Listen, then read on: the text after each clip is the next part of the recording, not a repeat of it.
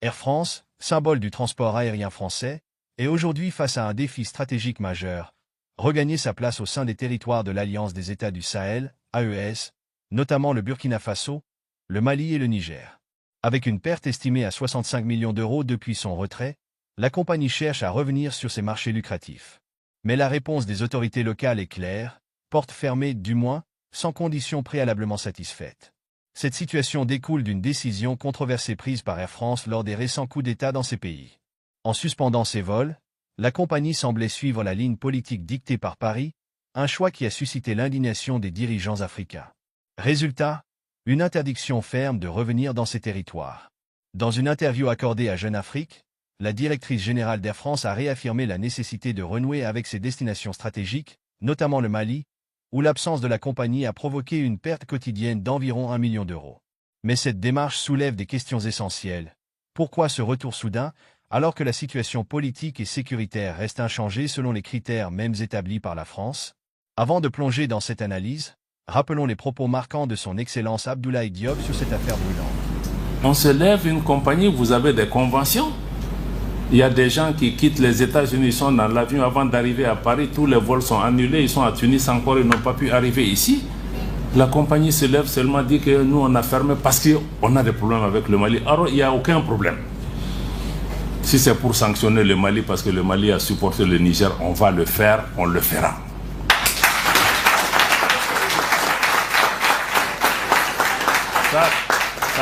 Ça va pas nous dissuader par rapport à ça. Donc on a aussi mis la réciproque, on a appelé Air France. J'ai dit que maintenant que vous dites que vous allez reprendre le 11 là, vous ne reprenez pas le 11.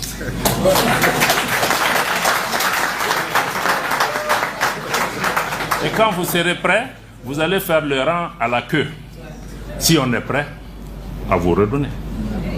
Et entre-temps, on leur dit que vous n'êtes pas les seules compagnies au monde. Il y a d'autres compagnies dans le monde aussi qui vont être encouragées. S'ils ont besoin de cette place-là, ils prendront. Parce que quelqu'un ne peut pas se lever chaque jour au Mali. J'ai fermé, j'ai ouvert, j'ai fermé, j'ai ouvert. Non.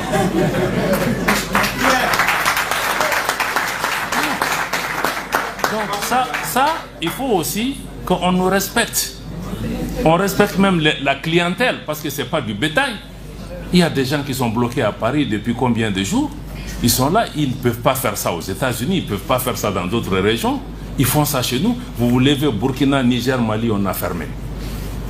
Donc il faut que les gens comprennent. Ils ne peuvent pas venir.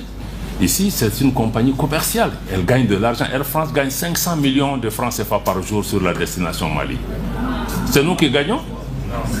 Bon, donc moi je crois que la réciprocité, elle est importante. Et nous avons dit à la France, nous avons dit à tous nos partenaires, il faut qu'ils comprennent.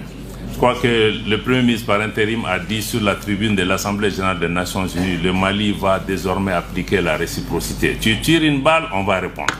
Voilà. Donc ça, il faut que ça soit extrêmement clair. Le Mali et son peuple ne seront pas des spectateurs face aux assauts et l'adversité.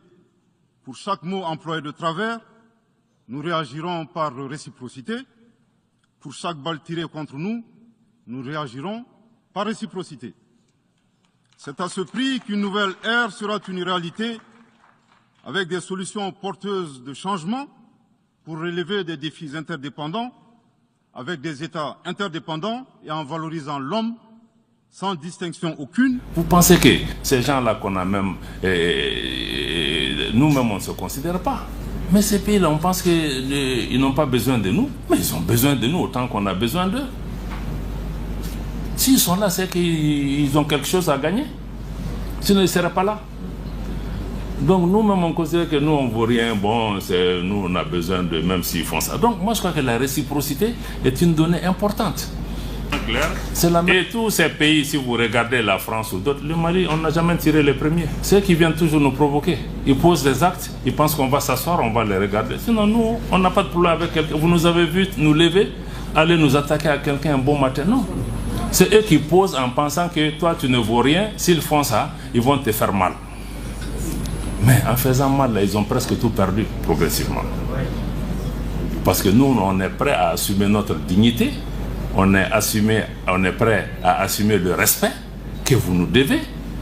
Et si eux ils ne comprennent pas, d'autres partenaires comprennent aujourd'hui, parce que beaucoup de partenaires viennent à nous maintenant pour dire que oui, vos 3 principes là, nous on est d'accord, on comprend. Parce que c'est ça, parce qu'ils comprennent que non seulement on a les 3 principes, mais on les applique. Il y a des conséquences, on va payer, mais ça va nous faire avancer. Au début, cette affaire révèle avec éclat les tensions persistantes entre les impératifs économiques et les enjeux politiques dans les relations entre la France et les pays du Sahel. Lors des événements ayant conduit à la suspension des vols d'Air France, la compagnie aérienne nationale française a semblé agir en étroite coordination avec les décisions politiques de Paris. Ce positionnement, perçu par beaucoup comme une instrumentalisation du transport aérien à des fins diplomatiques, a exacerbé les mécontentements des dirigeants locaux. Au Mali, par exemple, le président Assimi Goïta n'a pas hésité à dénoncer ce qu'il qualifiait d'ingérence directe et récurrente de la France dans les affaires internes de son pays. De manière similaire, les autorités du Burkina Faso et du Niger ont pris des mesures fermes en réponse à ce qu'elles considèrent comme un comportement arrogant et irrespectueux de la part d'Air France. Ces pays conditionnent désormais un éventuel retour de la compagnie à des concessions précises, notamment le retrait de leur territoire de la liste rouge établie par le gouvernement français, une classification qui dissuade les entreprises et ressortissants français de s'y rendre pour des raisons prétendument sécuritaires. Les conséquences de cette interdiction vont bien au-delà des simples relations bilatérales. L'espace aérien nigérien, désormais fermé à Air France, perturbe gravement les itinéraires vers d'autres destinations africaines, allongeant les trajets de 30 minutes à plus d'1 heure. Cette situation, combinée à la montée en puissance de nouveaux acteurs dans l'aviation africaine, met en péril la position dominante qu'Air France a longtemps occupée sur ce marché. Des compagnies telles qu'Air Côte d'Ivoire ou Ethiopian Airlines gagnent du terrain, proposant des alternatives compétitives et moins onéreuses. D'un autre côté, les tarifs élevés pratiqués par Air France pour ses liaisons avec l'Afrique continuent de susciter des critiques. Ces prix, bien souvent disproportionnés par rapport aux revenus moyens des populations locales, alimentent une perception de déséquilibre et d'exploitation économique.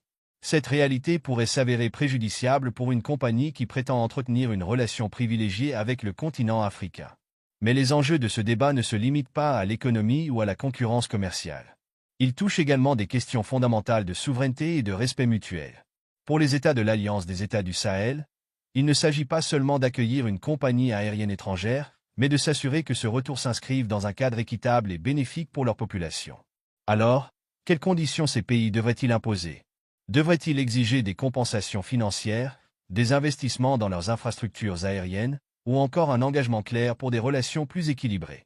À travers cette affaire, une dynamique plus large se dessine, celle de la redéfinition des liens entre la France et ses anciens partenaires africains dans un contexte marqué par une quête accrue d'indépendance et de dignité nationale.